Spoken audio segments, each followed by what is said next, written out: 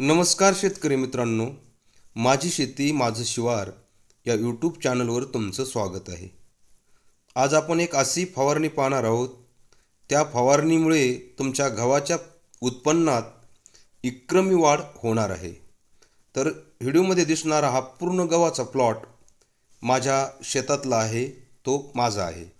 तर 6 एकरवर पेरलेला हा मी गहू आणि यावर घेतलेली ही माझी शेवटची फवारणी तुम्हाला आज सविस्तर सांगत आहे.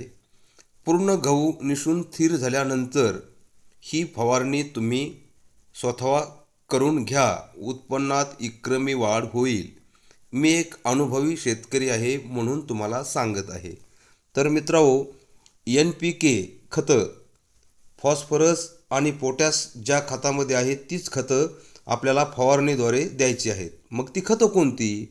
तर 05234 4040 4247 ही खतं गहू निसून स्थिर झाल्यावर प्रति पंपात 70 ग्राम टाकून त्यासोबत बोरान 20 ग्राम प्रति पंपासाठी.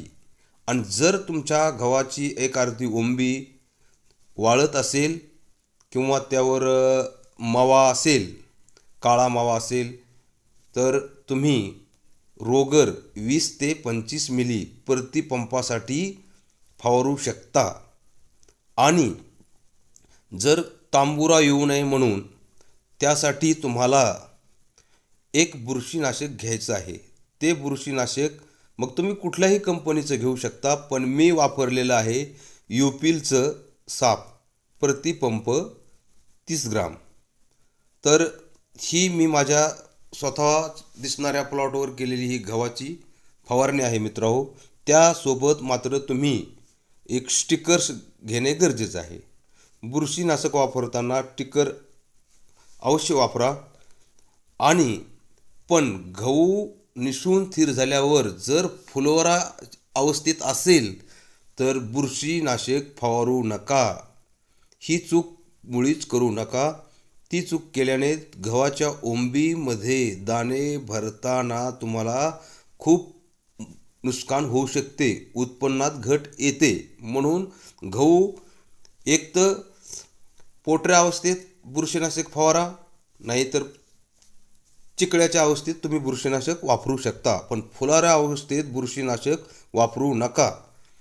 तर मित्रांनो, ही मी माझ्या शेतावर केलेली फवारणी आहे. तुम्ही पण तुमच्या शेतावर ही फवारणी करू शकता आणि विक्रमी उत्पादन घेऊ शकता.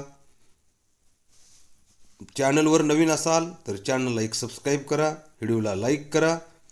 धन्यवाद.